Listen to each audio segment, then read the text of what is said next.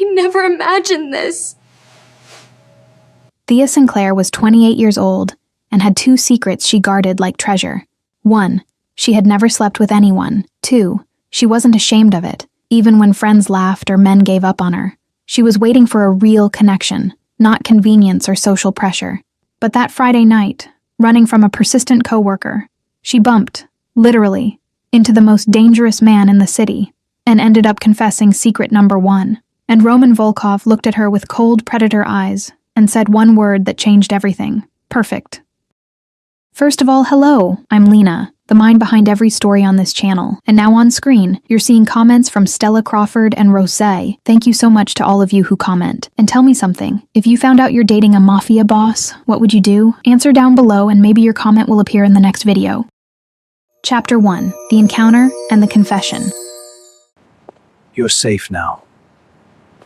The library was silent that late afternoon, only the sound of pages turning breaking the sacred quiet of the place. I was organizing the historical fiction section when I felt his presence approaching from behind. Derek Morrison, my coworker who for the past 2 weeks had decided my polite refusal was just a misinterpreted game. Thea, let's grab a drink after work. His voice came too close, invading my personal space in a way that made my skin crawl for all the wrong reasons. I took a deep breath before turning around, keeping my expression polite but firm. No, Derek, thanks for the offer. But no, come on, just one drink. I promise it'll be fun. He took a step forward, and I had to fight the urge to step back. I think I already said no. Several times, actually. My voice came out sharper than I intended, but my patience was starting to run thin. Why? Do you have a boyfriend? Derek crossed his arms. Because I've never seen anyone picking you up here. Heat rose up my neck. That doesn't matter, Derek. I don't want to go out with you. End of story. You're such a goody two-shoes, you know that? You need to loosen up a little. Let go. The condescending tone made my anger spike. And you need to learn to take no for an answer. I walked past him with the books in my hands. Excuse me, I need to finish my work. When I finally managed to leave the library 20 minutes later, the sky was already painted with orange tones of twilight. I hugged the 3 books I'd decided to take home, breathing in the fresh night air. Thea, wait. Derek's voice cut through the silence of the street, and my heart sank when I realized he'd followed me. I automatically quickened my pace, turning the corner without looking where I was going, just wanting distance from him. That's when it happened. My body collided with something solid, strong, and unmovable. The books flew from my hands in chaotic ballet, and I felt my balance slip completely, but I didn't fall. Large, firm hands caught me by the arms before gravity could finish its work, fingers pressing into my skin through the thin fabric of my blouse with a controlled strength that was both gentle and absolutely commanding. Careful. The voice was deep, gravelly, laced with an accent that made each syllable sound like a dangerous promise. I slowly looked up, following the line of the impeccable black suit, until I finally found the face of the man who had kept me from falling, and the air simply disappeared from my lungs. Roman Volkov wasn't just handsome. He was devastating in a way that made my brain short-circuit. His eyes were an icy gray that seemed capable of seeing through all my defenses, and there was a small scar cutting through his right eyebrow that only added an extra layer of danger to the equation. His presence was so intense,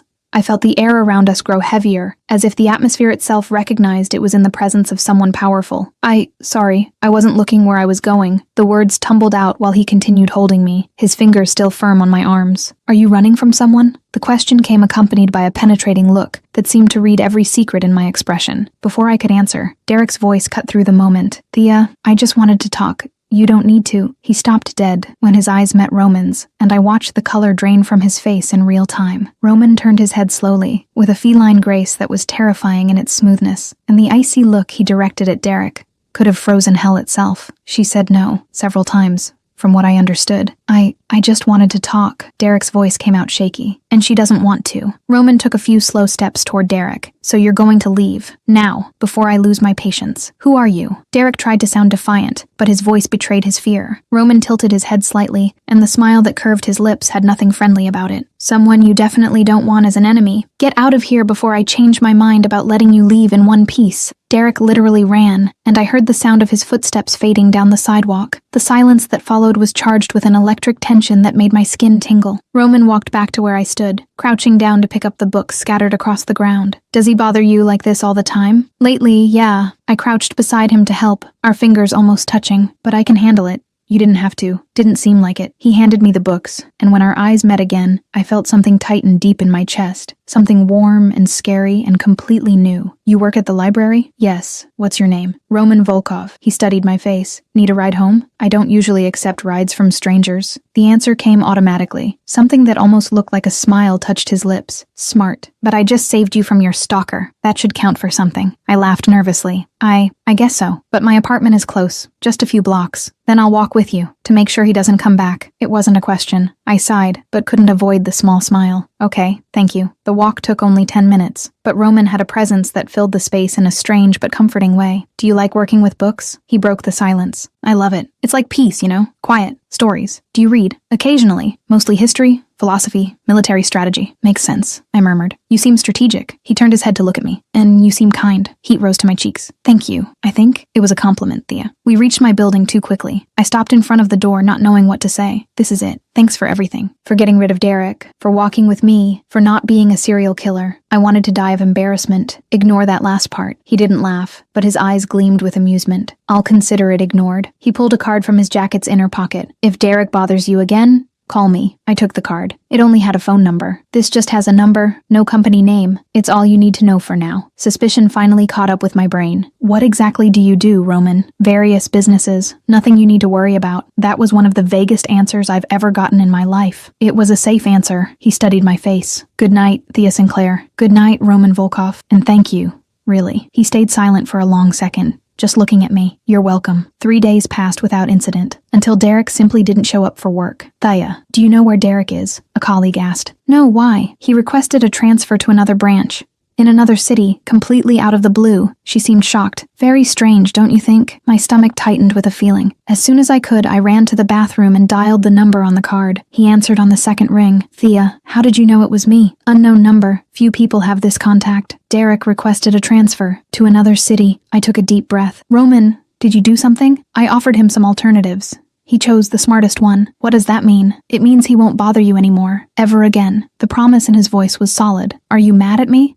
I don't know. Part of me is relieved, but you scared him. He was stalking you, Thea. He deserved to be scared. I pressed my hand against my forehead. Okay, valid point. But you can't do this every time someone's inconvenient. Why not? Because you barely know me. What if I want to know you better? His voice dropped lower, more intense. My heart skipped a beat. What? Dinner. With me. Tomorrow night. Are you asking me out on a date? Yes. Why? Because you're interesting, Thea. Different from everything in my world. I should have said no, but the part of me that had spent 3 days thinking about those ice-gray eyes whispered something different. Okay, dinner tomorrow. He arrived punctually at 7, devastating in a charcoal suit that highlighted every line of his body. You look beautiful. His gaze traveled over my body with obvious appreciation. I had chosen a simple navy blue dress. Thank you. You look very handsome, too. The restaurant was elegant, quiet, and private. We talked about favorite books, my childhood, how I'd lost my parents 5 years ago. Roman listened with total attention, as if every word mattered. Roman, you still haven't told me what you really do. I finally gathered the courage to ask. He fell silent, swirling his wine glass. Do you really want to know? Yes. I control an organization. Import, export, protection, among other things. The pieces fell into place. You're in the Mafia. Bratva. Russian Mafia. Specifically. He didn't deny it, and that shocked me. I should have gotten up.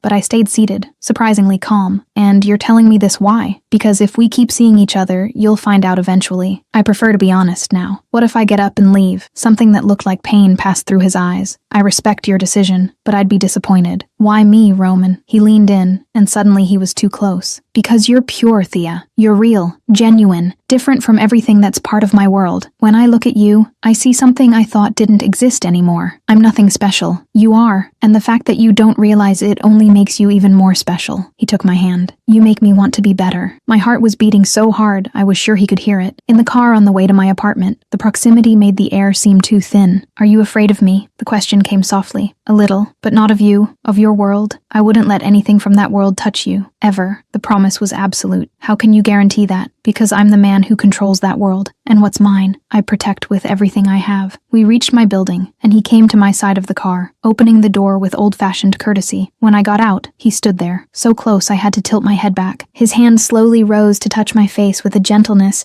that contradicted the power I knew existed in that body. Can I kiss you, Thea? And that's when the panic hit. Because I had never really done this. Not like this. All my insecurities surfaced at once. I need to tell you something first. The words came out shaky, and I felt tears starting to burn my eyes. What? You can tell me anything." The tears started to fall. I'm 28 years old and I've never been with anyone for real. I've never let myself. I couldn't say the word, but he understood. I waited for rejection. I waited for laughter. I waited for him to pull away, but Roman simply stopped, his eyes fixed on my face as if he were seeing something precious. And when he spoke, his voice was so low and intense that I felt each word reverberate through my bones. Perfect. My brain froze.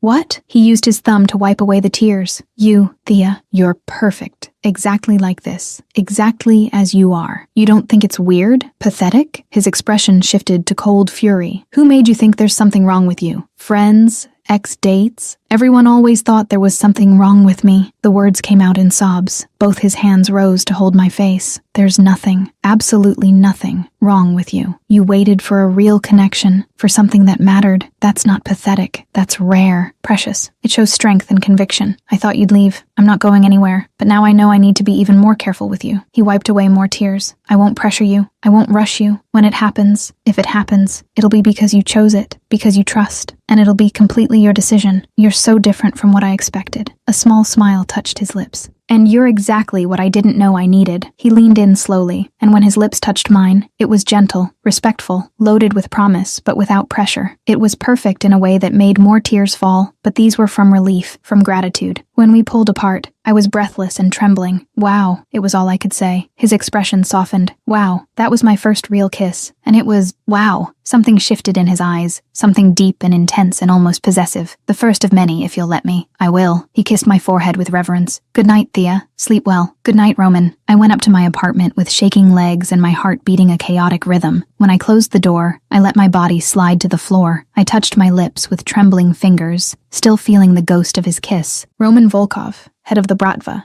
had kissed me. And when I confessed, crying, my most vulnerable secret, he had said I was perfect, and somehow crazy and scary and completely irrational. I believed him. I believed every word. Thea herself admitted she was being irrational, but was trusting Roman really the right choice? Chapter 2. Obsession and Dating. I thought of you. 2 weeks had passed since that first kiss, and my life had transformed into something completely unrecognizable, in a way that was both terrifying and absolutely magical. Roman Volkov had entered my quiet librarian existence like an elegant hurricane wearing a tailored suit, and now I couldn't imagine what it had been like to live without his constant presence orbiting around my days. We were officially together, though I still wasn't sure when exactly that had become official. Maybe it was on the second date, when he held my hand across the restaurant table and said in that deep voice that made my skin tingle that he didn't want me going out with anyone else. Maybe it was on the third, when he introduced me to Victor as my girlfriend, with a tone that left no room for questions. Or maybe it was in that first kiss, when he said perfect, and something inside my chest permanently rearranged itself. Regardless of the exact moment, the truth was that Roman had become a constant presence in my life in a way that should have been suffocating, but that, strangely, felt natural.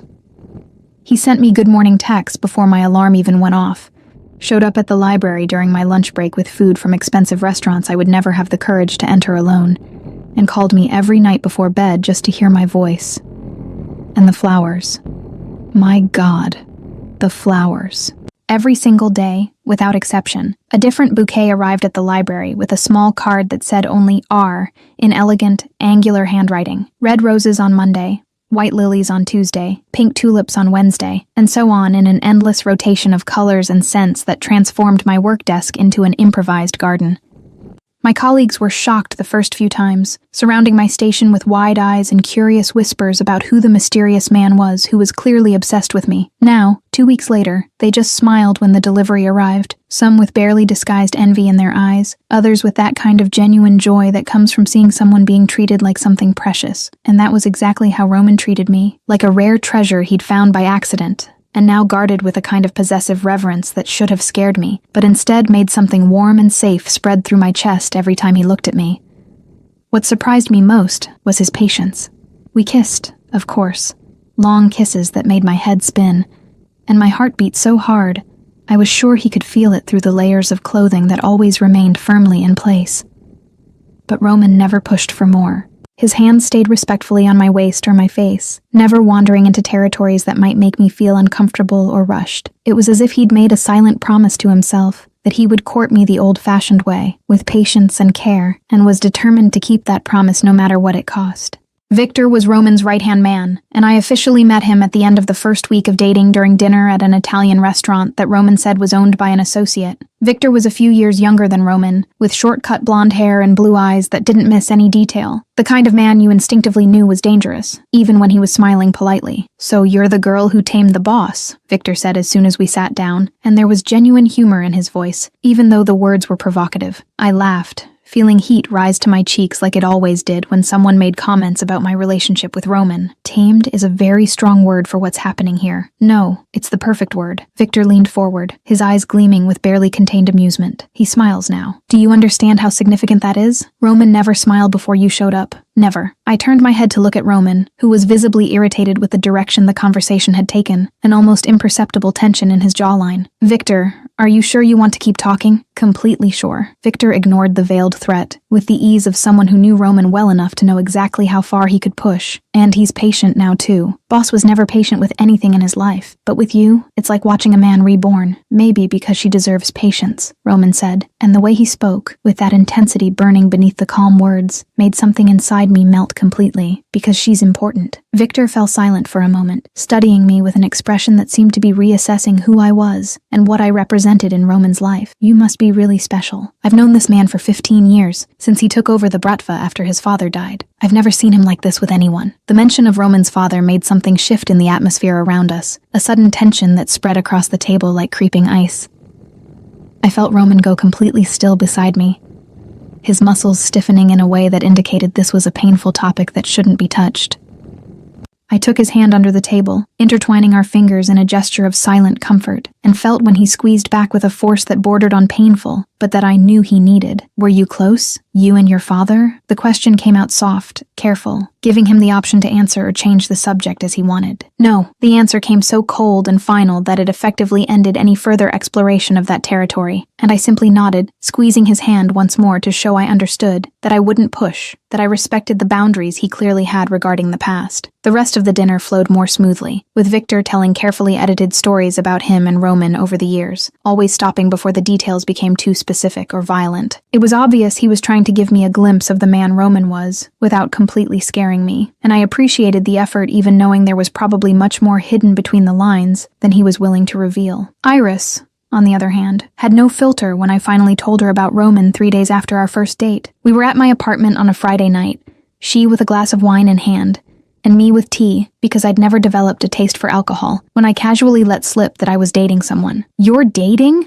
Her eyes widened almost comically. "Since when? Who is it? Why didn't you tell me before?" "It's recent. Very recent, actually." I tried to downplay it, but Iris knew me too well to let it slide. "Thea Sinclair, you're going to tell me everything right now, or I swear I'll start asking increasingly embarrassing questions until you beg to be allowed to talk." The threat came with a smile that showed she was absolutely serious. I sighed, knowing there was no escape. "Okay, his name is Roman Volkov. He's 36. He's successful in his business, and we met 2 weeks ago when he helped me with a problem at work." Roman Volkov. Iris repeated the name slowly, as if testing its weight on her tongue, and then something clicked in her head, and her expression changed from curiosity to absolute shock. "Wait, Roman Volkov? The Roman Volkov? The head of the Russian Bratva who controls half the illegal business in the city?" My stomach sank. "You know him? Everyone who works in hospital emergency knows his reputation." Iris put the wine glass on the coffee table so hard I feared the glass would break. "Thea, this is dangerous. Extremely dangerous. You can't date a mafia boss,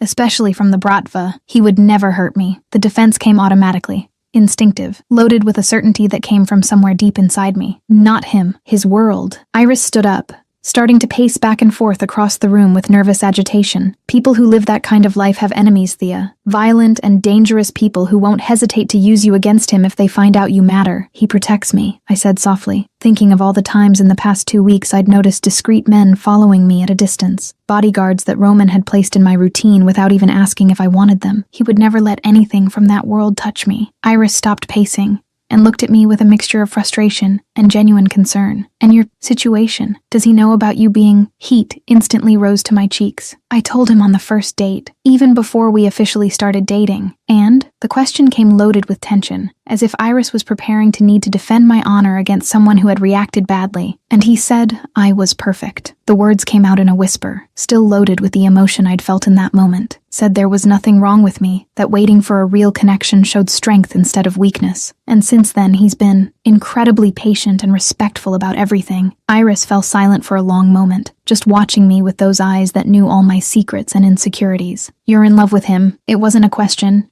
It was a statement, but I still needed a few seconds to gather the courage to admit it out loud. Yes, very much. Terrifyingly. Completely in love in a way I didn't know was possible to feel. Okay, Iris sighed, returning to the couch and picking up her wine glass again. This is intense and probably kind of reckless, but if he makes you happy and treats you well, then I support it. Just promise you'll be careful, and that you'll tell me if anything goes wrong? I promise. I held her hand, grateful for the unconditional friendship, even when my choices probably seemed crazy to outside eyes. The first moment of true physical intimacy happened on Friday night of the second week, when Roman came to my apartment to watch a movie I'd mentioned wanting to see. We started on the couch with a respectful distance between us, me nestled against the cushions and him sitting with that perfectly controlled posture that seemed to be his default setting. But as the movie progressed, the distance gradually decreased until I was practically leaning against him, my head resting on his shoulder, and Roman's arm around my waist in a loose embrace that was comfortable and safe. That's when he turned his head, and our eyes met, and suddenly the movie was completely forgotten, because the only thing that existed was the intensity of his gaze, and the way the air between us seemed charged with static electricity. The kiss started soft like it always started, lips moving against lips with a gentleness that made my heart melt. But then something changed, an urgency emerging where before there had only been patient sweetness, and when his tongue touched mine for the first time, a small, involuntary sound escaped my throat. Roman responded by pulling my waist more firmly, moving me until I was sitting on his lap, my legs on either side of his hips in a position that should have made me panic, but instead only made heat spread through my entire body. The kisses grew deeper, more urgent, his hands gripping my waist through the thin fabric of my blouse while mine tangled in his hair, pulling lightly in a way that made him groan low against my mouth. I was completely lost in the sensation, in the heat, in the way every cell in my body seemed to be on fire with his proximity, when suddenly Roman broke the kiss and pulled his face away, his breathing coming heavy and irregular. Thea. His voice came out hoarse, tense. We need to stop.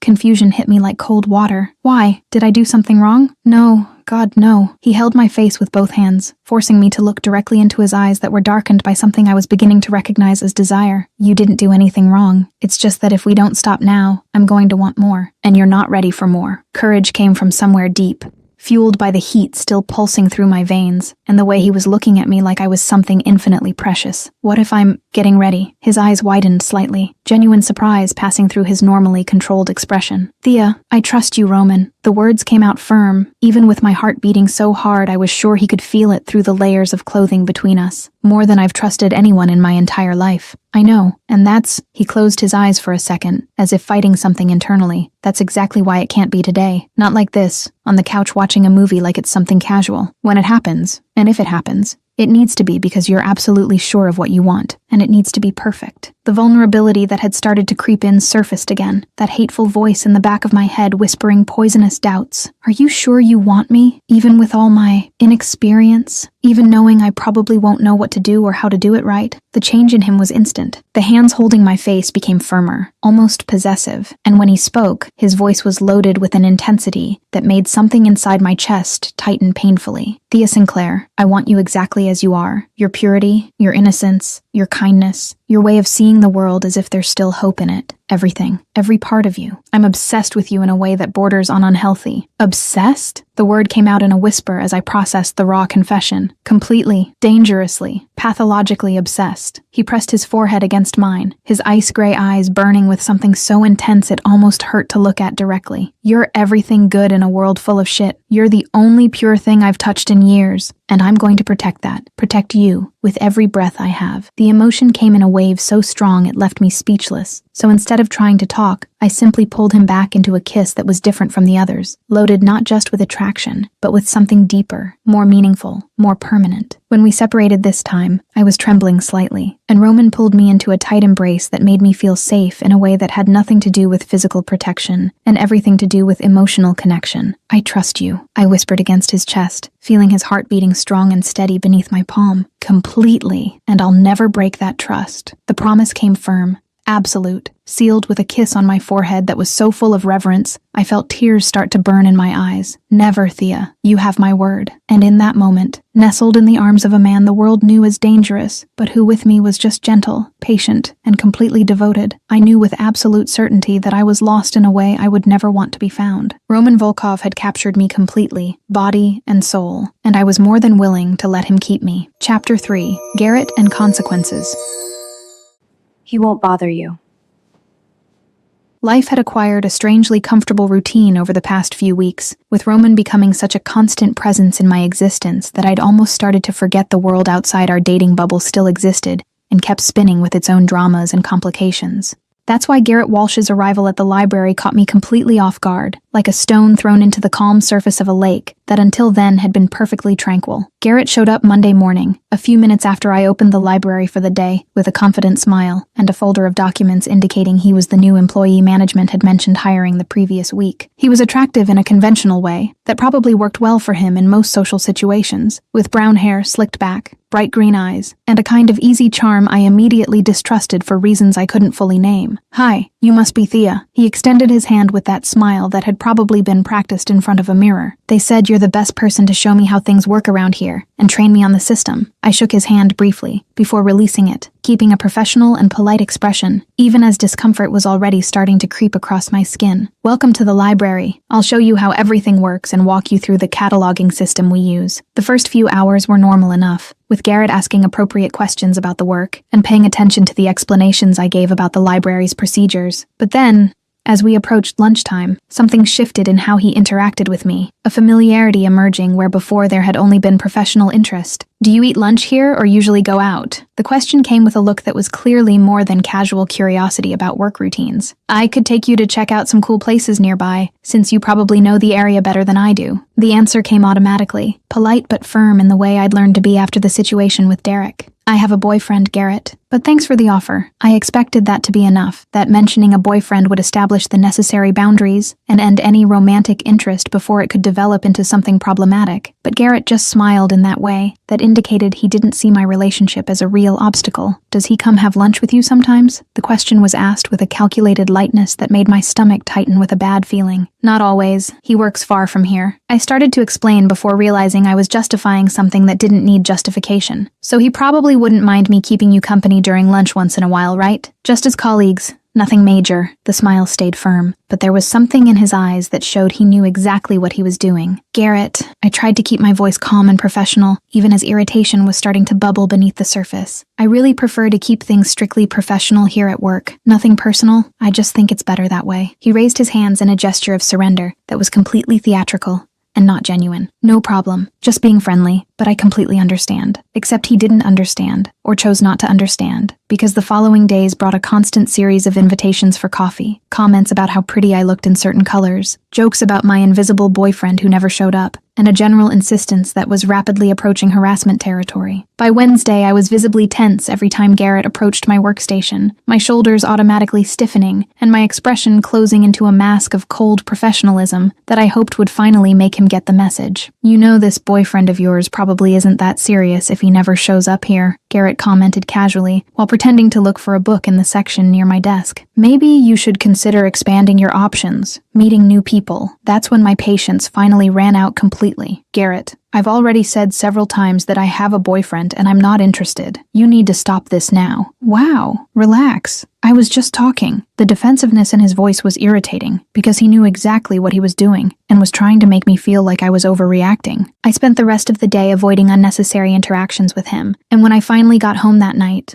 I was so frustrated and emotionally drained I could barely eat the dinner I'd prepared. That's when my phone rang with the personalized ringtone I'd set for Roman, and just seeing his name on the screen made some of the stress start to dissolve. "Hi," I answered, and even to me my voice sounded tired. "What happened?" The response came immediately, his voice loaded with concern he didn't even try to hide. "You sound upset." The urge to downplay it came by instinct, to say everything was fine, and not worry him with something I should be able to handle myself. But the honesty we'd built between us demanded more than comforting lies. "There's a new guy at work who isn't taking no for an answer," I admitted, sitting on the couch and pulling my legs underneath me. He keeps hitting on me even after I made it clear I have a boyfriend and I'm not interested, and it's starting to get really uncomfortable. The silence on the other end of the line lasted only a few seconds, but when Roman spoke again, his voice had changed to that icy tone I'd learned to recognize as dangerous. Name. Roman, you don't need to do anything drastic. I started, but he cut me off gently. Thea. His name. It wasn't a request. It was a calm but absolutely final order. I sighed, knowing arguing would be useless when he used that tone. Garrett Walsh. But please don't do anything too over the top. I don't want him to lose his job or something. I'll take care of it. The promise came loaded with a certainty that should have worried me, but instead brought a traitorous relief. He'll stop bothering you. You have my word. How? I needed to know, needed to understand what exactly "take care of it" meant in the vocabulary of a man who controlled a criminal organization. Leave it to me, Solnishko. The Russian nickname he'd started using came out with that softness that always made my heart race. No one bothers you without facing consequences. No one. The possessiveness in the statement should have sent warning signals, should have made me question the dynamics of our relationship, and whether it was healthy to have someone so protective in a way that bordered on territorial. But instead, it just made that familiar warmth spread through my chest, the feeling of being protected and valued overriding any rational concern.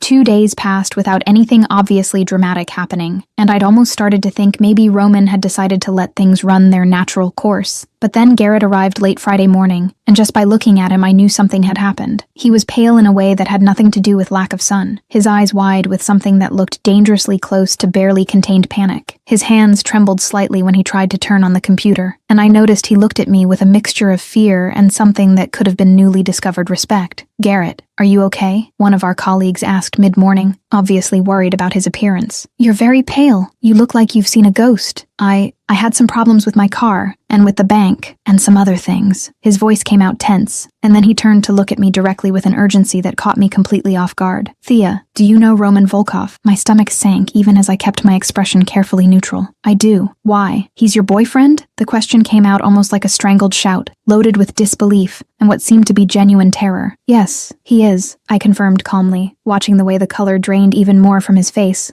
until he was practically gray. "Why are you asking?" Garrett ran his hand through his hair with nervous agitation, looking around as if checking whether anyone was listening before lowering his voice to an urgent whisper. "I didn't know. I thought you were making up having a boyfriend. I thought it was just a polite excuse. I never would have, if I'd known who he was." "Roman talked to you?" I asked, though I already knew the answer from the way Garrett was reacting. Not exactly talked. No. He laughed, but there was no humor in the sound, just barely contained hysteria. "But my car was towed 3 times in the last 2 days for violations I didn't commit. My credit card was blocked for suspected fraud even though I haven't made any strange transactions. And yesterday someone showed up at my house to check business licenses I don't even have because I don't have any business." The pattern was becoming clear, and I could see Roman's hand in every carefully orchestrated inconvenience that had made Garrett's last few days absolutely miserable, without technically causing any real or permanent harm. "And then last night someone stopped me on the street," Garrett continued, his voice getting even lower and tenser. "A big guy who gave me a very simple message: stop bothering the girl or things are going to get much worse. And I got the message perfectly. "Garrett, I'm sorry," I started, genuinely torn between relief that he'd finally understood and guilt that he'd been scared this way. "No!" He raised his hands as if defending himself from a physical attack. "Don't be sorry. I'm the one who's sorry. I should have accepted the first no you gave me. I should have respected it when you said you had a boyfriend. Please, please tell him I got it, that I'll never talk to you about anything that isn't strictly work-related again." The desperate sincerity in his voice was almost comical. If it weren't so obvious, he was genuinely terrified. "I'll talk to him, Garrett. You don't need to worry. Thank you." The relief that passed across his face was instant and immense. "Seriously, thank you so much. And again, sorry for everything. I was a complete idiot." For the rest of the day, Garrett avoided me like I was radioactive, keeping any necessary interaction to the absolute minimum, and never, not even once, making any comment that could be interpreted as flirting or personal interest. As soon as I could take a break, I went to the bathroom and called Roman, torn between justified irritation and something more complicated I didn't want to examine too closely. He answered on the first ring. "Thea, Roman Volkov. You destroyed this man's life." The accusation came out before I could think better of it, loaded with frustration even though a traitorous part of me was secretly satisfied with the result. Temporarily, the answer came completely unconcerned, as if we were discussing the weather and not financial and psychological harassment. "Everything will go back to normal as soon as he proves he understood the lesson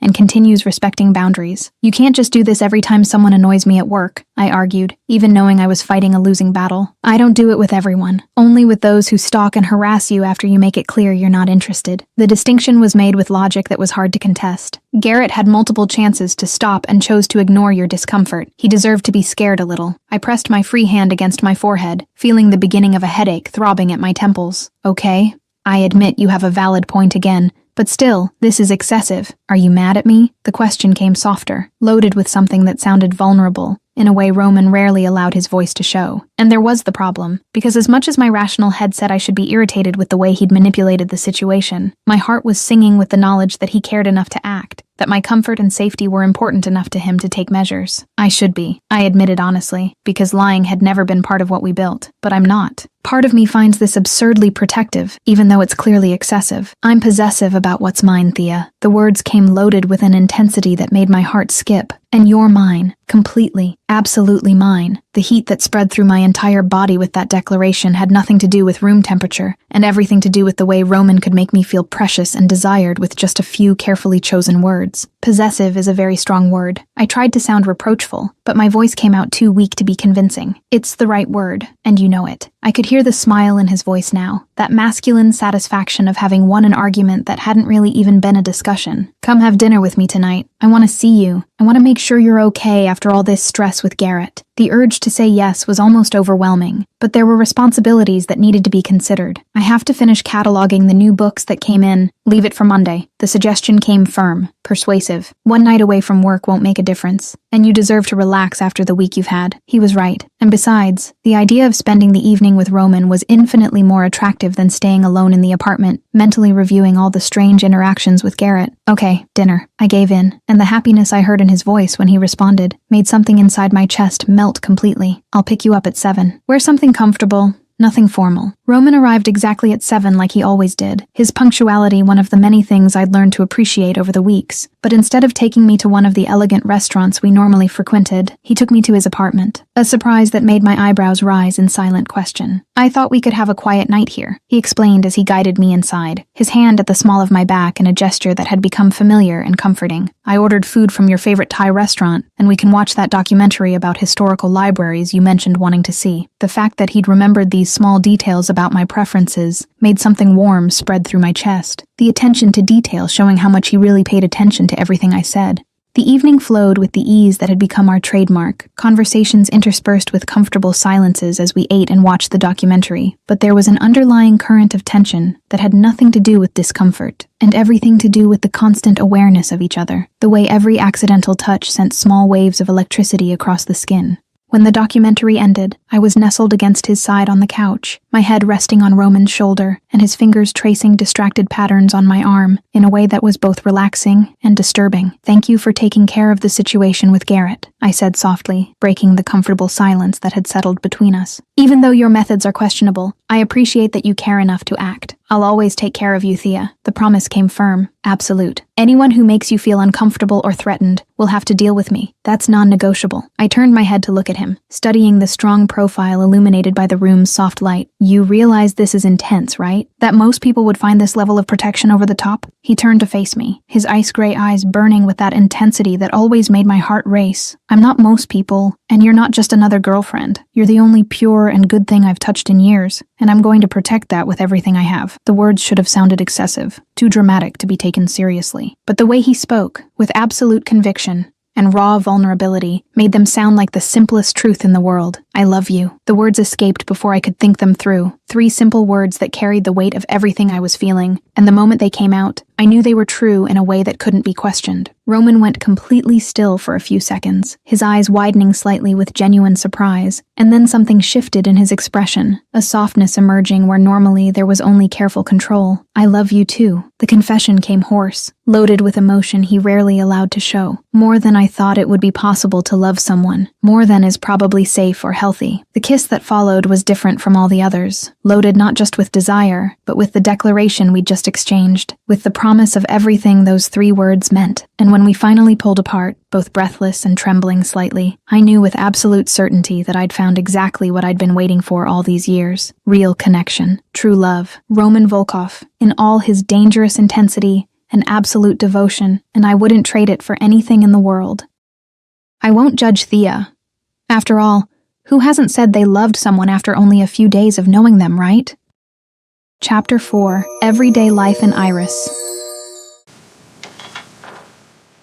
I'll wait. The following weeks brought a strange and wonderful normalcy to my life, with Roman becoming part of my daily routine in a way that seemed to have always belonged there. He showed up at my apartment after work with grocery bags and prepared elaborate dinners in my tiny kitchen while I watched, fascinated by how those hands I knew were capable of violence could be so gentle when chopping vegetables or seasoning meat. It was in moments like these that I saw the man behind the terrifying reputation, the Roman who existed when the masks fell away, and he could simply be human instead of head of the Bratva. And it was in one of these moments, a Friday night when we were sharing a bottle of wine while he cooked something that smelled absolutely divine, that the doorbell rang unexpectedly. I frowned because I wasn't expecting anyone, but when I opened the door and saw Iris standing in the hallway with that determined expression I knew all too well, I immediately knew the night had just gotten much more interesting and potentially complicated. "Surprise!" Iris announced, but the smile didn't quite reach her eyes that were already looking over my shoulder toward the kitchen where the sounds of someone cooking were coming from. "Thought I'd stop by to see how you are, since you've been avoiding me the last few weeks." Guilt hit me because she was right. I'd been so absorbed in the relationship with Roman that I'd neglected my best friend in a way that wasn't fair to her. "I haven't been avoiding you exactly." I started to protest weakly, but she just arched an eyebrow in a look that clearly said she wasn't buying that weak excuse. That's when Roman appeared from the kitchen, drying his hands on a dish towel, and his presence filled the small space of my entryway in a way that was both impressive and slightly intimidating. "You must be Iris," he said, and there was a genuine kindness in his voice that I knew he reserved only for people important to me. Iris studied him with the clinical eyes of a nurse, assessing every detail of his appearance from his dark hair to the way he positioned himself between me and the door, in a manner that was protective without being suffocating. "And you must be the man who's obsessed with my best friend." The direct comment made my eyes widen in shock, but Roman just smiled in that small way that meant he was genuinely amused rather than offended. "Guilty as charged. Want to come in? I'm making dinner and there's more than enough food for 3 people. Iris looked at me for confirmation, and I nodded quickly, opening the door wider to let her pass. She entered with that confident walk that was pure Iris, settling on my couch with the familiarity of someone who had spent countless nights there over the years. What followed was basically an interrogation disguised as polite conversation, with Iris asking questions that seemed casual on the surface, but that I knew were carefully calculated to assess exactly what kind of man Roman was and whether he deserved to be in my life.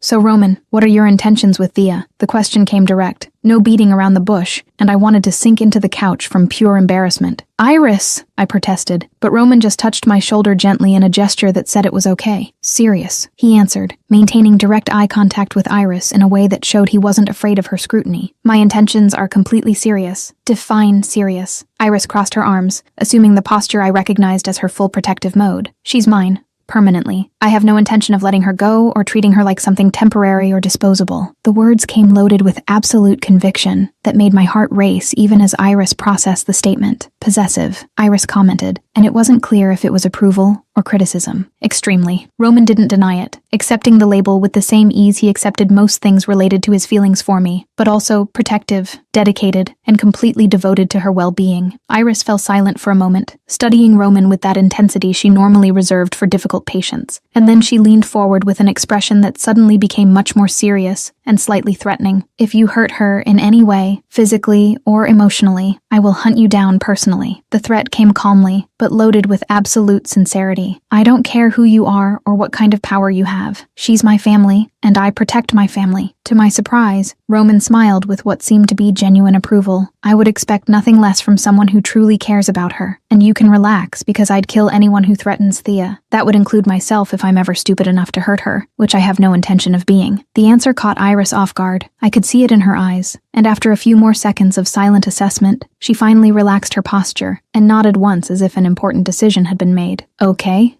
you passed the test," she announced, and the relief I felt was so intense it almost made me dizzy. "You're intense in a way that's probably not entirely healthy, but you seem genuine. Just don't be an idiot, Volkov." "I don't intend to be," Roman assured her, and then he went back to the kitchen to finish dinner, while Iris and I exchanged looks that communicated volumes without needing words. The rest of the night flowed surprisingly well, with Iris gradually relaxing as she watched Roman interact with me with that gentle care that had become so familiar. She observed the way he served me first, how he constantly checked if I needed anything, how he listened with total attention when I talked about my day. When Iris finally left a few hours later, she pulled me into a tight hug in the hallway and whispered in my ear, "He really loves you. I can see it.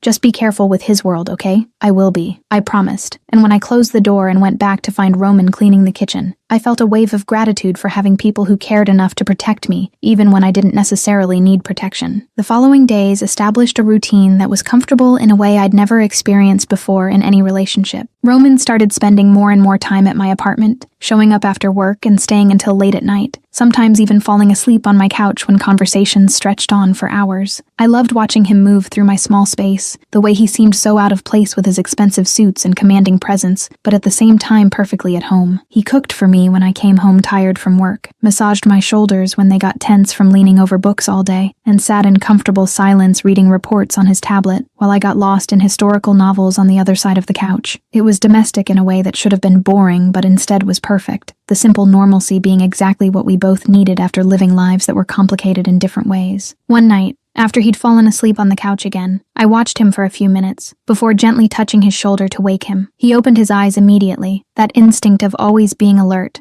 activating before he was even fully conscious. "You don't have to sleep on the couch," I said softly, aware that I was offering something that carried significant weight. "You can sleep in my bed, with me." Roman got very quiet for a moment, just looking at me with those ice-gray eyes that seemed to see directly through all my defenses. "Thea, if I sleep in your bed with you, I won't be able to control myself the way I need to control myself." Heat rose to my cheeks, but I held his gaze with courage that was growing with every day we spent together. "What if I don't want you to control yourself that much?" The reaction was immediate, his eyes darkening with something I was learning to recognize as desire, but he shook his head slowly as if fighting something internally. "Are you ready to take that step?" The question made me pause because the truth was complicated. Almost. I'm almost ready, but I'm still afraid of not being good at it, of disappointing you when it finally happens. Roman sat up completely, pulling me onto his lap in a smooth movement that left me breathless, and held my face with both hands, in a gesture that was so full of tenderness I felt tears start to burn in my eyes. "Listen carefully to what I'm going to tell you." His voice was low,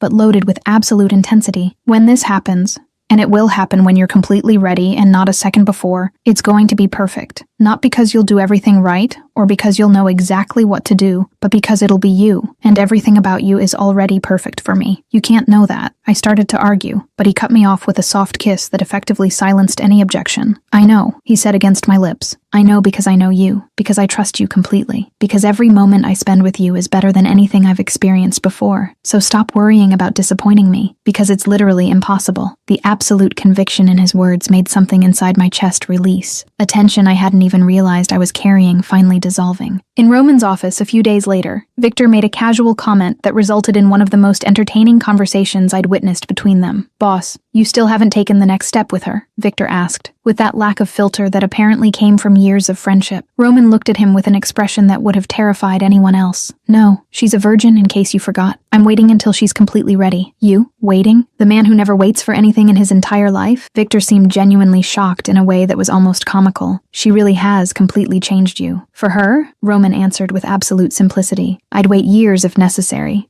Decades. Her timing is what matters, not mine." Victor just shook his head with obvious amusement. "You're so in love. It's weird seeing you this human, boss." And watching the exchange between them, accustomed now to being present in these moments of Roman's world, I couldn't help but smile because Victor was right. Roman was different with me, softer, more patient, more human, and I loved every version of him I discovered with each passing day. Chapter 5. Meeting Victor and Intimacy.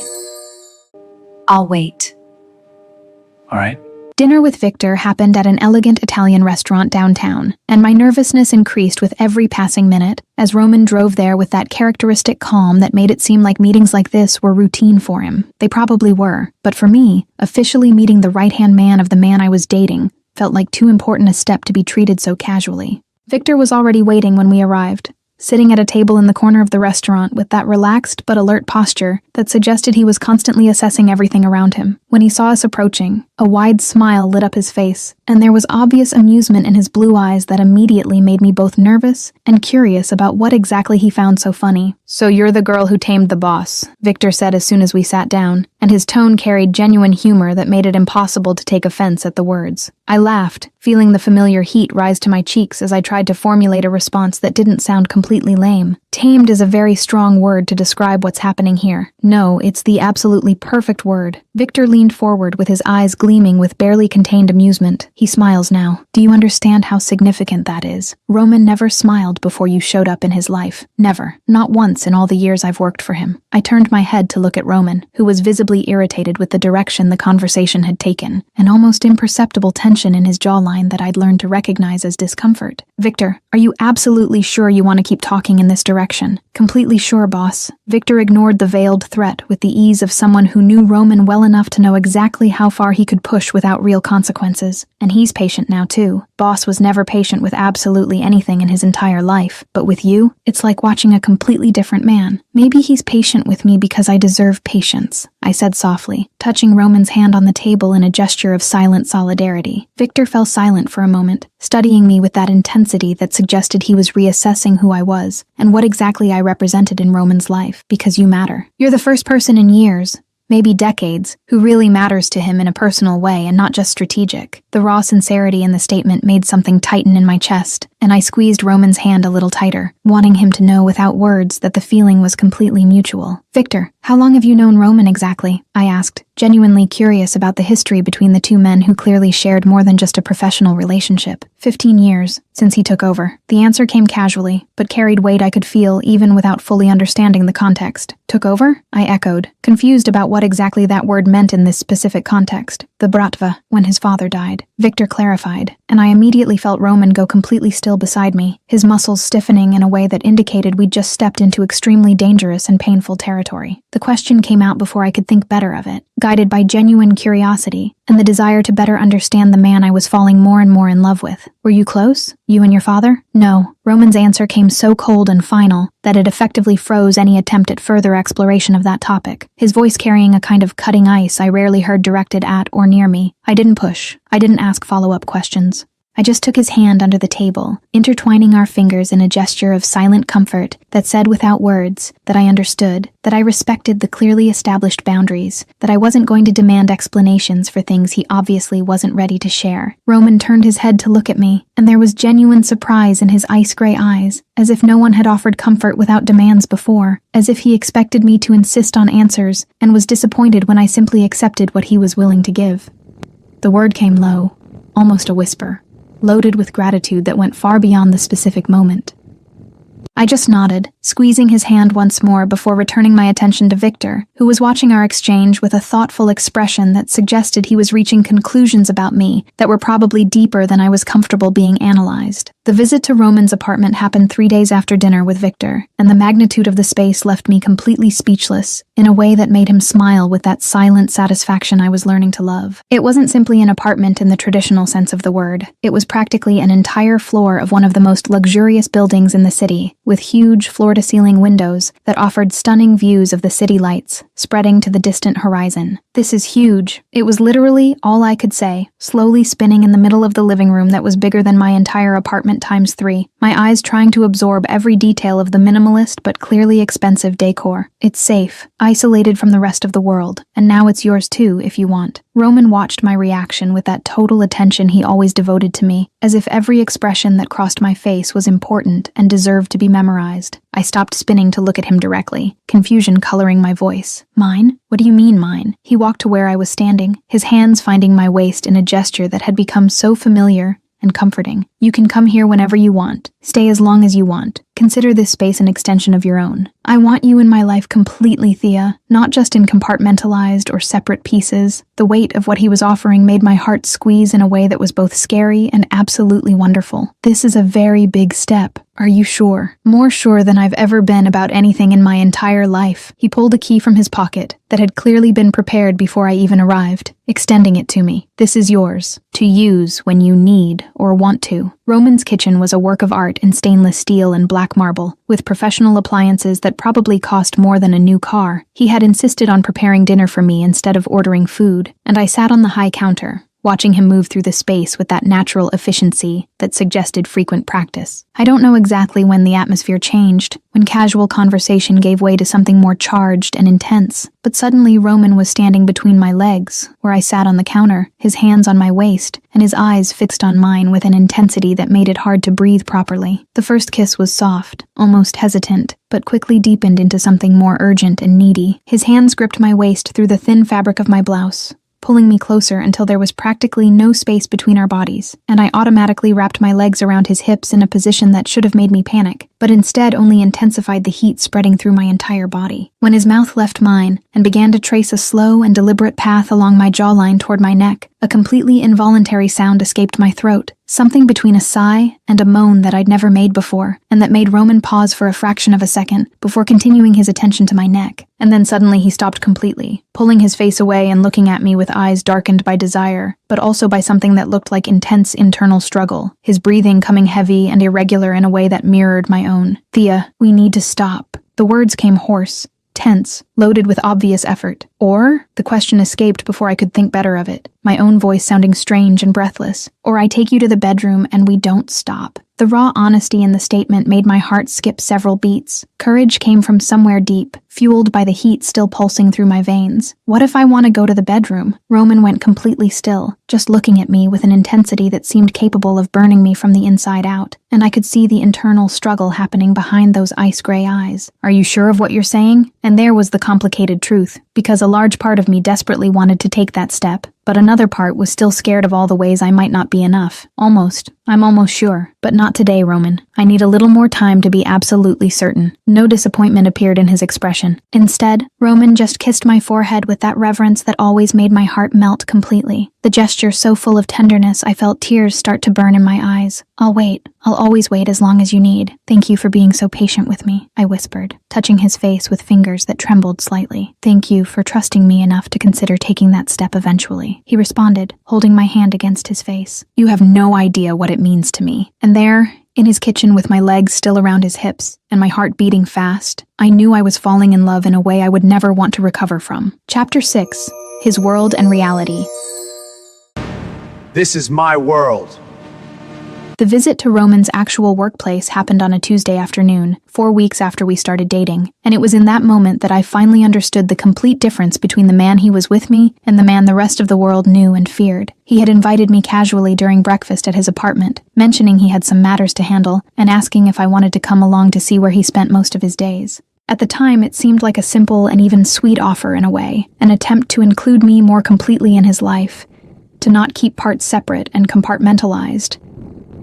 But when the car stopped in front of a large warehouse in the city's industrial zone, with discreet but obviously armed guards positioned at strategic points around the perimeter, I began to understand I was about to see a side of Roman that until now had been carefully kept away from me. The interior of the warehouse was exactly what I should have expected, but still caught me completely off guard. Large, intimidating men moved through the space with clear purpose, many of them carrying weapons as casually as if they were common work accessories. Conversations in Russian ricocheted off the concrete walls, the tense and serious tones making it clear that the matters being discussed were important and probably dangerous. And Roman at the center of it all was a completely different figure from the man who cooked for me in his kitchen, or who held my hand while we watched movies on the couch. Here he was, pure authority, condensed into human form, his posture more upright, his movements more calculated, his expression absolutely controlled in a way that was both impressive and slightly terrifying. Men who looked perfectly capable of breaking bones with their bare hands bowed slightly when Roman passed, their respectful looks bordering on reverent fear. Orders were given in rapid Russian, and were followed immediately without questions, each word from him carrying absolute weight that left no room for disobedience or hesitation. Roman noticed my discomfort almost immediately, because he always noticed everything related to me. turning his head to look at me with those penetrating eyes that seemed capable of reading every thought passing through my head. "You want to leave? I can take you back to the apartment if this is too much." The offer was genuine and tempting, but it also felt wrong in a way, as if accepting would be a rejection not just of the space, but of the person he was when he wasn't with me. "No, I don't want to leave. It's just different seeing you here than at my apartment or yours. Here, you're a completely different person." Something that looked almost like vulnerability passed quickly through his eyes. "This is my world, Thea. Violent, dangerous, full of things I'd prefer you never have to witness. Do you still want to be part of this knowing what it really means?" The answer came from deep in my heart, without hesitation or second thought. "I want to be part of your life, all of it. And that includes your world, even the parts that are scary or hard to process." Something in him broke in that moment, a raw emotion crossing his normally controlled expression in a way I'd never seen before. No one's ever said that to me. No one's ever wanted the difficult parts along with the easy parts. I held his hand, squeezing hard, even conscious that probably half the people in the warehouse were watching us. "Then I'm the first. And you deserve someone who accepts you completely, Roman, not just the convenient pieces." The meeting Roman needed to conduct happened in a closed room on the warehouse's second floor, and Victor appeared to keep me company while we waited, guiding me to a waiting area that had surprisingly comfortable chairs and a coffee machine that seemed completely out of place in the industrial environment. "Are you afraid of him?" Victor asked after a few minutes of silence, the question coming casually, but loaded with genuine curiosity. "Of Roman? No." The answer came automatically because it was simple and absolute truth. Even knowing what he does, what he's capable of doing when necessary. Victor leaned forward, studying my face with that analytical intensity that seemed to be characteristic of all the men who worked for Roman. "He would never be violent with me. Of that, I'm absolutely certain."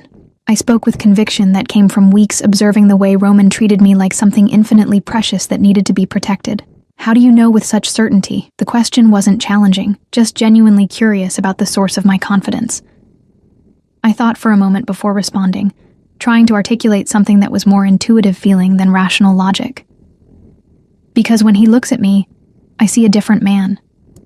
Not the boss, not the head of the Bratva, just Roman, the person underneath all the masks and roles the world demands he wear." Victor fell silent for a long moment, processing my words with a thoughtful expression. "You're good for him, you know? He needs someone who sees the man instead of the reputation. Someone who makes him remember he's still human underneath it all." The accidental discovery happened when I was going to the bathroom, passing through a hallway that seemed empty but clearly wasn't. Sounds were coming from a nearby room, and before I could process that I should move away and pretend I hadn't heard anything. My brain had already registered the words being shouted. "I don't know anything. I swear I don't know." The man's voice was loaded with terror and pain, and each word came out louder and more desperate than the last. "You have 10 seconds to change your mind about that answer." Roman's voice came icy in a way I'd never heard directed at me, each word cutting like broken glass. "And I strongly suggest you use those seconds wisely." The sound of a slap echoed through the hallway, followed by a muffled scream, and I froze completely in place, my body refusing to move even while my brain screamed to run, to get out of there, to not hear anything more that would solidify the reality of what Roman really did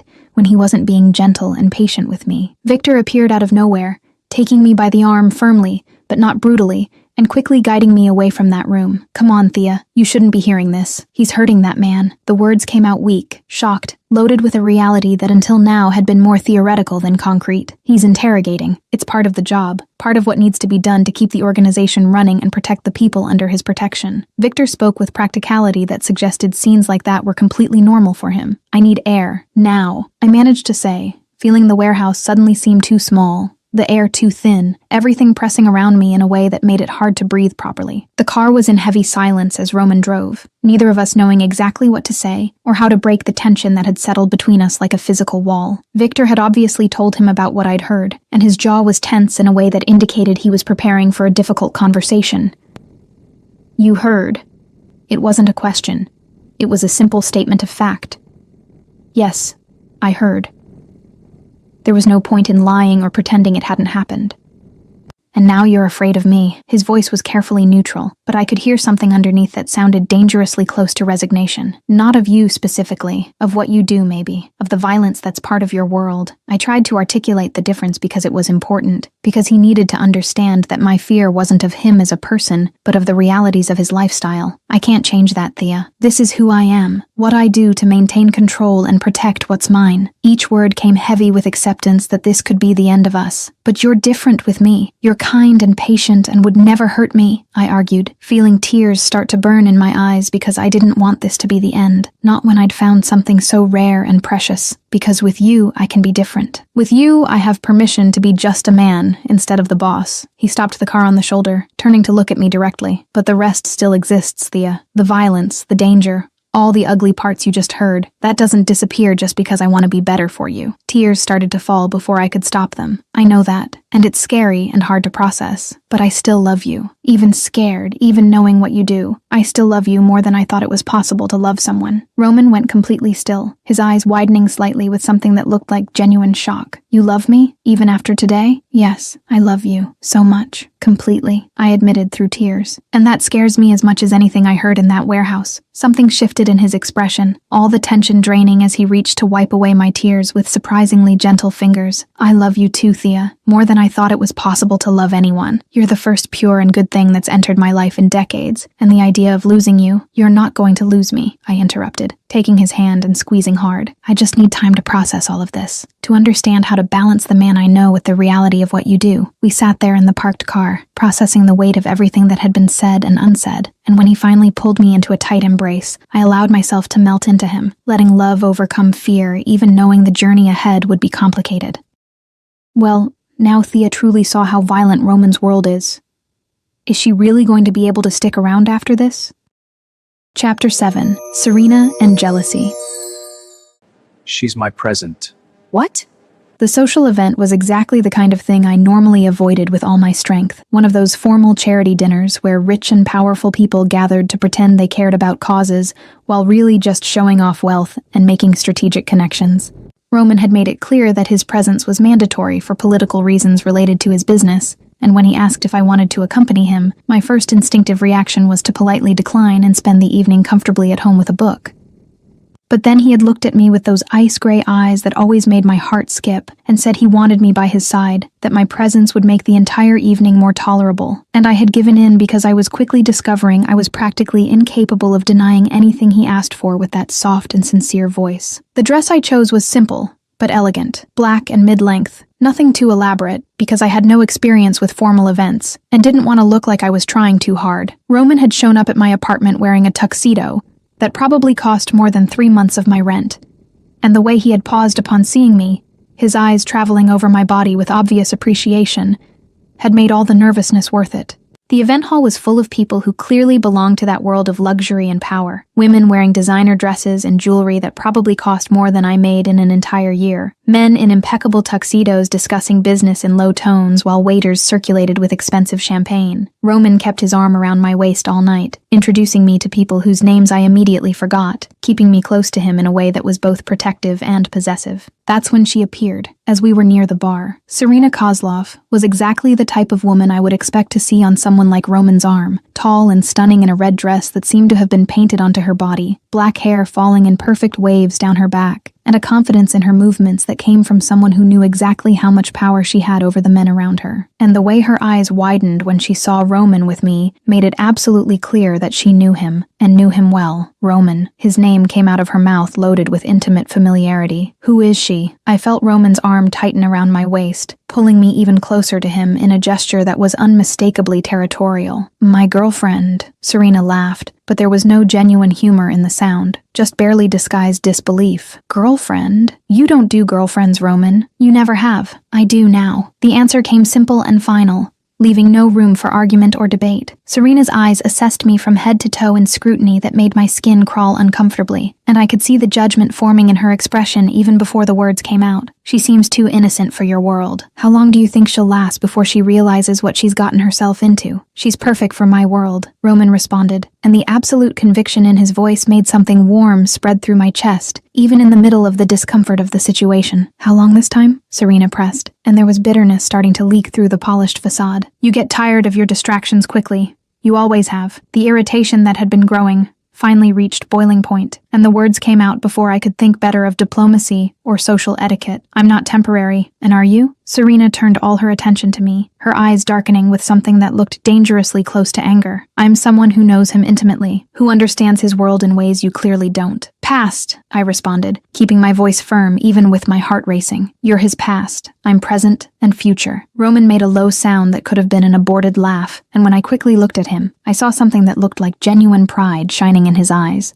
"Let's go, Solnishko." Serena was just leaving. It wasn't a request. It was a polite but absolutely clear order, and Serena clearly got the message because she turned and walked away with stiff steps that showed exactly how irritated she was with the entire interaction. The silence in the car on the way home was heavy with unverbalized thoughts, and I could feel insecurity crawling across my skin like invisible insects as I mentally replayed every detail of the interaction with Serena. She was beautiful in a way I would never be, confident and sophisticated and clearly experienced in all the aspects of life I was still navigating for the first time. "She's beautiful." The words escaped before I could stop them, loaded with all the insecurity I was feeling, and clearly very experienced in things I know nothing about. Roman didn't respond immediately, just kept driving with that focused attention he devoted to everything, but I could see the tension in his jawline that indicated he was carefully processing what to say. "And I don't want her, Thea. I want you." The statement came firm when he finally spoke, without hesitation or ambiguity. "But she knows things I don't know," I insisted, unable to let the insecurity go, even knowing I was being irrational. "She has experience I'll never have, knowledge about how to satisfy a man that I—" The car stopped abruptly on the shoulder, and before I could process what was happening, Roman had turned in his seat to look at me directly with an intensity that made my words die in my throat. "Thea, do you really think I want you for sexual experience?" The question came loaded with something that seemed almost like pain. "You think that's what matters to me?" "I don't know." Frustration leaked along with the words. "I just know she clearly knows how to give you things I don't, and that scares me, because what if when it finally happens between us, I'm not good enough?" He reached to hold my face with both hands, forcing me to maintain eye contact even when I wanted to look away. "Listen very carefully to what I'm going to tell you. I don't want you for experience. I want you for who you are. Pure, kind, real, completely genuine in ways no one else in my world is. Serena may have experience, but she never had this, never had you. What if I disappoint you when it finally happens?" The question came out in a vulnerable whisper. "Impossible. Completely impossible. And you want to know why?" He waited until I nodded before continuing. "Because it'll be you, and everything about you,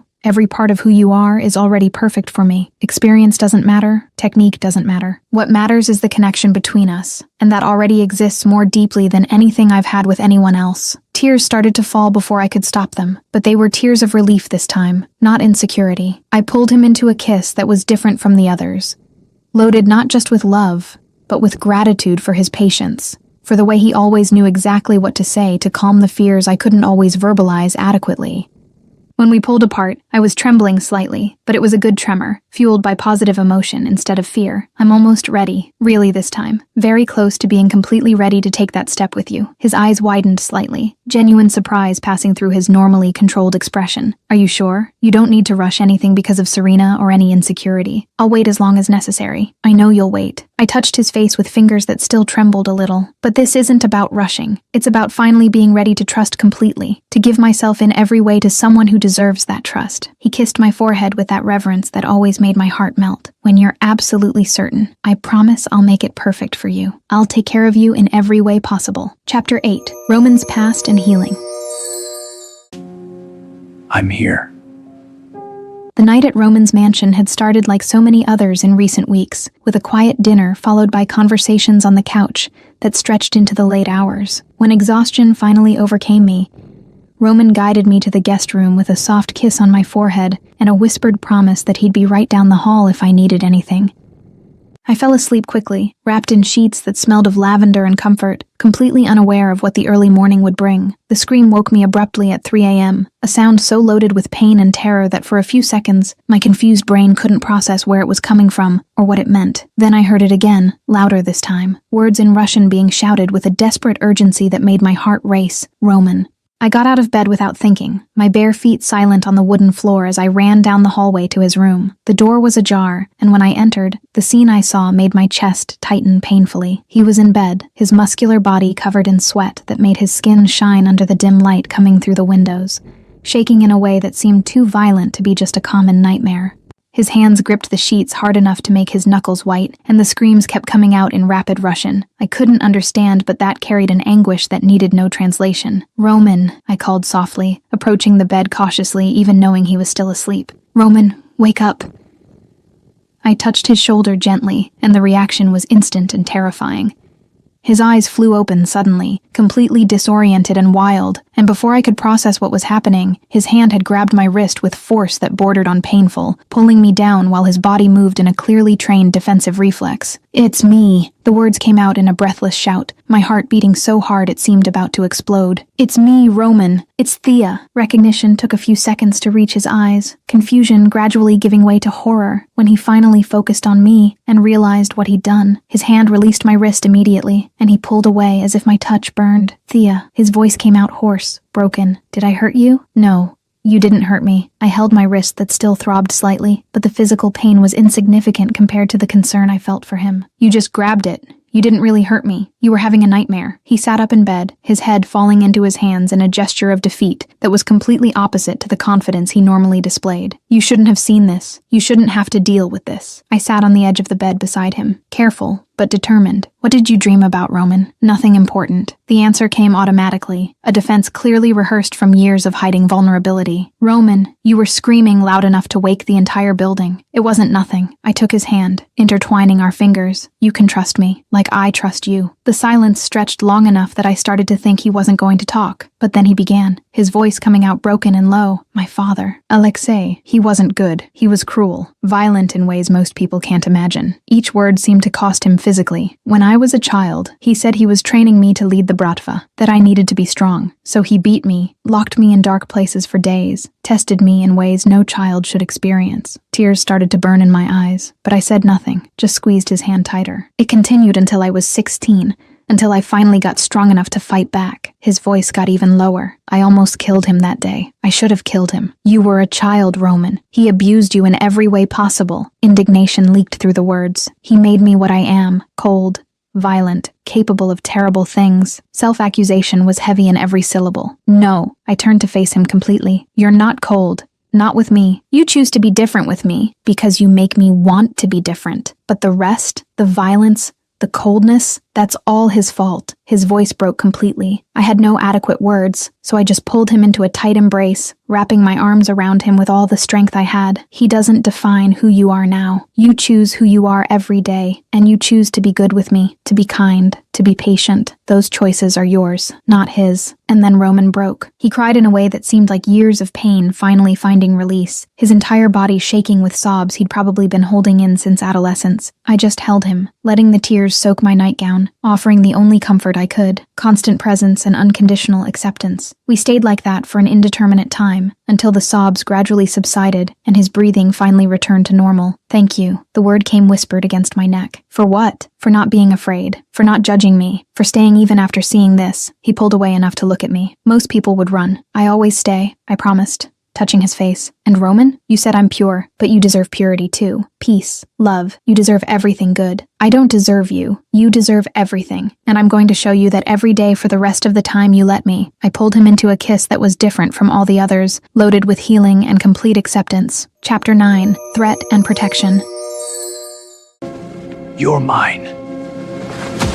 The next day started with a deceptive normalcy that should have alerted me that something was wrong, because life with Roman had taught me that moments of true peace were rare, and often preceded storms I didn't even know were forming on the horizon. We didn't have much time to enjoy the quiet morning because Roman's phone rang before we could continue the conversation, and the way his expression instantly changed from relaxed to completely controlled told me something serious was happening before he even answered the call. The conversation was in rapid Russian I couldn't follow, but I didn't need to understand the specific words to recognize the tone of voice that indicated significant trouble. When he hung up a few minutes later, the tension was clearly visible in the line of his shoulders and the way his jaw had tightened. "What happened?" I asked, sitting up in bed and pulling the sheet around my body. Roman was silent for a few seconds, clearly calculating how much to tell me versus how much to hide to protect me from unnecessary worries. "We have a situation. Petrov, a rival, found out about you. About us. My stomach sank at the way he said it, loaded with a weight that suggested this was much more serious than he was letting on. And that's bad? That's potentially very dangerous. He turned to look at me directly, and there was something in his eyes that looked almost like fear, an emotion I rarely saw in him. He's going to try to use you against me. He might try to hurt you to weaken me. Fear came cold and sudden, crawling across my skin like ice. What are we going to do? You're going to have full protection from now on. Bodyguards who will follow you everywhere,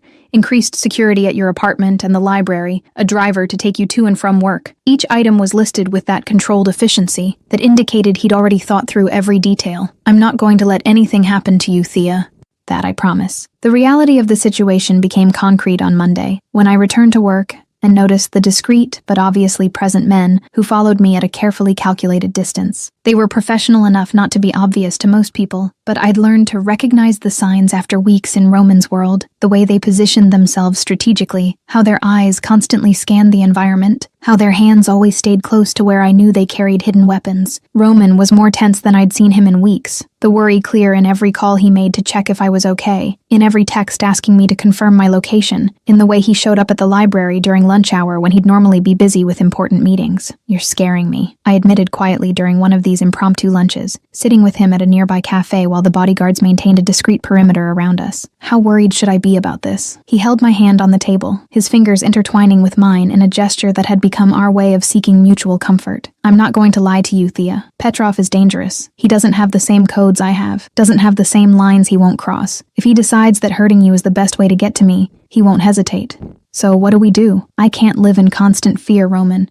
That's not sustainable. Frustration leaked through the words because the idea of always looking over my shoulder, always waiting for something terrible to happen, was exhausting just to consider. You won't have to live like this for long. Something in his voice changed, becoming colder, harder. I'm taking care of the problem. Petrov is going to learn that touching what's mine has consequences he's not prepared to face. The way he said it, with that absolute certainty and implicit promise of violence, should have scared me, but instead, it just made that familiar warmth spread through my chest, the feeling of being protected so fiercely being something I was still learning to accept and appreciate. The attack happened 3 days later, on an ordinary Tuesday that started like any other, with nothing indicating it would be the day the abstract threat became violent and terrifying reality. I was at the library during the afternoon shift, helping an elderly lady find books about gardening, when I noticed strange movement near the main entrance. 2 men, who definitely didn't look like the type of people who normally frequented public libraries, had entered and were moving in my direction with clear purpose that made every survival instinct start screaming alarms. I didn't have time to fully process what was happening before I saw my bodyguards move, intercepting the men with brutal efficiency that transformed the quiet library area into an action scene in a matter of seconds. There were no screams or dramatic explosions like in movies, just quick and precise movements, muffled sounds of impact, and then the 2 men were on the ground being restrained, while other bodyguards I hadn't even noticed were present, appeared to help. I stood frozen in place, my brain struggling to process what I'd just witnessed, vaguely aware of the elderly lady beside me making shocked sounds, and other people in the library starting to realize something serious had happened. My phone rang before I could start moving again, and I answered with hands shaking so violently I almost dropped it. Thea, Roman's voice came loaded with barely contained panic I'd never heard from him before. Are you okay? My men called me, said there was an attempt. Are you hurt? I'm okay. The words came out shaky, shocked. They didn't get near me. Your men protected me. I'm coming there. Now. Don't leave the library. Stay where my men can see you. The order came firm, and I heard sounds of rapid movement on his end of the line. I'll be there in 20 minutes. He arrived in 17 minutes, a record considering the distance from where he was, and the way he entered the library was like watching a force of nature in human form. His eyes scanned the environment immediately, locating my position in seconds, and then he was beside me, his hands running over my face, my arms, visually checking for injuries even though I'd told him on the phone I was fine. Are you sure you're okay? They didn't touch you. The questions came urgent, desperate in a way that showed exactly how much the situation had shaken him. I'm sure, I'm fine, just scared. I threw myself into his arms, seeking the comfort of his solid and safe presence, and he immediately wrapped me in an embrace so tight it almost made it hard to breathe. Petrov is going to pay for this. The promise came whispered against my hair, loaded with an icy fury that sent shivers down my spine. He's going to pay dearly for trying to hurt you. The war that followed happened completely outside my view, with Roman carefully keeping me away from any specific details about what exactly he was doing to eliminate Petrov's threat. All I knew came from vague comments from Victor, and the way the tension gradually drained from Roman's shoulders over the following days. A week after the attack at the library, he showed up at my apartment late at night with an expression that was a mixture of exhaustion and relief. "It's over," he said simply, entering and pulling me into an embrace that seemed as much about him seeking comfort as offering me security. "Petrov won't be a problem anymore. For anyone." I didn't ask for details because part of me didn't want to know exactly what that meant, what measures had been taken to ensure the threat had been permanently eliminated. Instead, I just held him, offering the silent comfort I'd learned he needed but rarely asked for. "You're safe now," he continued, his voice coming out tired but firm, completely safe. "I made sure of it. Thank you for protecting me," I whispered against his chest, feeling his heart beating strong and steady beneath my palm. "I'll always protect you, no matter what it costs, no matter what needs to be done." The promise came absolute, unwavering. "You're the most important thing in my life, Thea. More important than business, more important than power, more important than anything else." I pulled him to the couch, nestling together in comfortable silence as we processed everything that had happened over the past week. "Do you still want to stay with me?" The question came softly after a few minutes, loaded with vulnerability he rarely showed. "After all this, after seeing how dangerous it is to be with me, more than ever," I answered without hesitation, turning to look at him directly. "You saved me, Roman, protected me when I was in real danger. How could I want anything but to stay?" Something shifted in his expression, all the residual tension finally draining completely as he pulled me into a kiss that was different from all the others, loaded not just with love, but with deep gratitude and overwhelming relief. "I love you," he said against my lips, "more than words can express." "I love you too," I responded, and then added with conviction that came from the depths of my soul, "and I'm ready to prove it in every way, today, now, if you still want to." His eyes widened. "Are you sure? After everything that happened this week?" "Absolute. You protected me, kept me safe, risked everything for me. I trust you completely, Roman, and I want to be yours in every way." And by the way he looked at me in that moment, with reverence and love and desire so intense they were almost tangible, I knew it was finally the right time. I choose you. Chapter 10, First Time and Future. The walk to Roman's bedroom was made in silence, loaded with anticipation and nervousness that made my heart beat so hard I was sure he could hear it. Each step seemed both too fast and too slow, my mind oscillating between absolute certainty and small flashes of insecurity that still whispered doubts, even knowing this was the right decision. When we entered the bedroom, and Roman gently closed the door behind us, the reality of the moment finally solidified in a way that was both terrifying and absolutely perfect. He turned to look at me, and the intensity in his eyes was tempered with something so tender it made my chest tighten. "If you change your mind at any moment, at any second, you just need to say so, and we stop immediately." The words came firm, an absolute promise that left no room for doubt about how serious it was. "I'm not going to change my mind." I responded with conviction that came from the depths of my soul, taking a step toward him and touching his face with fingers that trembled only slightly. "I want you, Roman, completely." The kiss that followed started soft, but quickly deepened into something more urgent, months of waiting and restraint finally finding release as we moved together toward the bed. His hands were gentle as they helped me lie down, each touch loaded with reverence that made it seem like I was something infinitely precious that needed to be handled with maximum care. "I'll go slow," he promised, positioned over me with his arms supporting his weight so as not to crush me, his ice-gray eyes fixed on mine with intensity that made it hard to breathe properly. "Tell me if it hurts too much, if you need me to stop or go slower." "Okay." The word came out nervous but confident, because despite the fear of the unknown, I trusted him completely and absolutely. What happened next was wrapped in gentleness and care that exceeded every expectation I had formed. Roman was patient in ways I didn't even know were possible, constantly checking with me, asking if everything was okay, adjusting based on every small sound I made or every tension he felt in my body. There was discomfort, yes, moments where I needed to take deep breaths and remind myself to relax, but the pain I'd worried so much about was minimized by his constant attention and by the emotional connection that transformed the physical act into something much deeper and more meaningful. Tears started to fall at some point, not from pain, but from emotion so intense I couldn't contain it. The reality of finally sharing this with someone I loved so completely, being overwhelming in all the best ways. Roman paused immediately when he saw the tears, worry clear in his expression. "Am I hurting you? We stop right now if you—" "No," I interrupted quickly, touching his face to reassure him. "It's not pain. It's just that I love you so much. This is all so perfect and I I couldn't finish the sentence because more tears came, but Roman just kissed each one with that gentleness that always made my heart melt. I love you more. You're perfect, Thea. Absolutely perfect. And you're mine now. Completely mine. The rest happened wrapped in soft whispers and reverent touches, and when it finally ended, we lay embraced in complete silence as we processed the weight of what had just happened between us.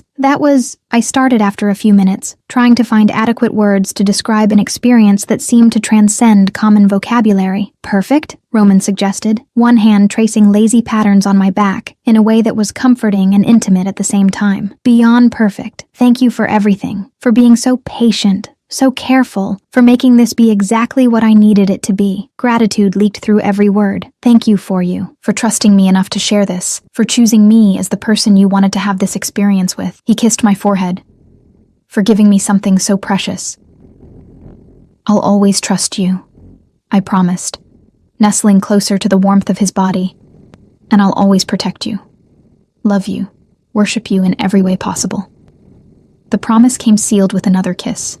We fell asleep like that, intertwined in ways that were both physical and emotional, more connected than we'd ever been before. I woke up the next morning, still wrapped in his arms, the sun filtering through the curtains and painting the room with soft golden light. Roman was already awake, watching me sleep with that intensity that should be disturbing, but instead just made something warm spread through my chest. Are you watching me sleep? I asked with a voice still hoarse from sleep, unable to avoid the small smile that curved my lips. You're too beautiful not to watch. The answer came without shame or embarrassment, completely sincere. Heat instantly rose to my cheeks. You're ridiculous. Ridiculously in love, he corrected, pulling me closer, and completely without regrets about it. I laughed, the sound coming out soft and happy, in ways that seemed to perfectly sum up how I was feeling. That was terrible, but it made you laugh, so it was completely worth it. He argued with logic that was hard to contest. We stayed there for a few more minutes just enjoying the quiet morning, until finally curiosity about the future made me ask, what happens now? Now? Roman repeated, as if the question was too obvious to need an answer. Now you stay, forever, with me. Forever is a very long time, I pointed out, but there was no real argument in the words. Just gentle observation. And it's still not enough time with you, he responded with absolute conviction. I could have centuries and it still wouldn't be enough. The declaration made something inside my chest tighten painfully from being so full of emotion. Roman Volkov, you're the most impossible and perfect man I've ever met. And Thea Sinclair, you're the only pure and good thing I've ever had the privilege of touching. And I'm never letting you go. Good, because I'm not going anywhere. Months passed in a happiness that seemed surreal in its consistency, with Roman and I building a life together that mixed my quiet world of books and libraries with his world of dangerous business and enormous responsibilities. We found balance in ways I didn't think would be possible, creating a space where we could both exist authentically without compromising who we were. The library continued to be my sanctuary during the day, the place where I felt most completely myself, surrounded by stories and silence, and Roman continued to show up regularly with flowers in hand, and that small smile that was reserved only for me. Here comes her obsessed boyfriend again. One of my colleagues commented with obvious amusement when Roman walked in on a Tuesday afternoon, the bouquet of pink tulips standing out against his impeccable black suit. I smiled, getting up from my workstation and walking to him with my heart racing the same way it always raced when I saw him. You came to see me again? I always come to see you. He responded as if it were the most obvious thing in the world, handing me the flowers and stealing a quick kiss that made some of the older librarians sigh romantically. You're very possessive. You know that? I commented, but there was no real reproach in the words. And you love it. He countered with that confidence that came from knowing me too well. I couldn't deny it because he was completely right. Yes, I do. Good. Because you're mine, Thea. Forever, and I'll never get tired of reminding you of that. And you're mine. Equally, I responded, touching his face. Forever, too. She was pure. He was darkness. She waited 28 years for the right person. He waited a lifetime for something worth protecting. When she confessed, crying, that she was chaste, expecting rejection, he said the word that changed everything. Perfect. And it was. She healed the wounds he hid. He protected the innocence she guarded. No grand final declaration. Just them. In the middle of a full library. He possessive and she confident. Love that started with tears and single words, and ended with absolute certainty. They were destiny. Now I've put together some really interesting trivia for you. So if you like fun facts and Easter eggs, you're going to love what I'm about to tell you. The story has 4 main villains. Caleb, the abusive ex, Bianca, the jealous ex-mistress, Nathan, the vengeful brother, and Victor, the big rival. So you could see how much our lovebirds suffered before they could be together. This next fun fact I doubt you noticed. Mira never knew Adrian's full last name until she became Mira Wolf. Leah was the only character who threatened to kill Adrian and lived to tell the tale. The first time Adrian says "I love you" is in public, not in private. Adrian never takes anyone's life directly in this story. But I can't reveal anything about the other ones. The baby's gender is revealed in Chapter 9, but the baby girl's name is never revealed in the story. Who knows? Maybe you'll find out in the future. Mira runs away in fear of the dangerous world, but becomes the queen of that world. The story has one complete flashback, and you realize how this was a love as intense as it was sudden. Mira's answer, Caleb who, at the end, mirrors how she completely overcame the trauma and is ready for a new life without adventures. But will she be able to achieve that? And to watch another unmissable story, click on the video that appears now on your screen and check it out.